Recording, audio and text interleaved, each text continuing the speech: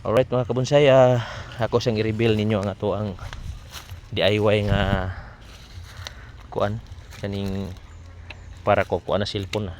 Mo ni siya. DIY. Okay.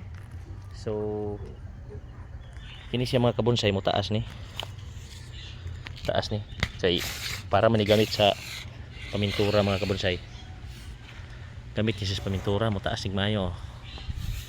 Tas kay ni mga tulo ka dupa magani sa una, pero kung gikuan og kuan kabonsay, gikuan ako og usa ka kuan kay gama na ko nga spear gun sa spear fishing. Karon aton lang gigama nga kuan sa cellphone para mag selfie ba. Mao ni siya. So DIY ra gyapon siya mga kabonsay. Okay mga kabonsay, daghang salamat sa pagtanaw.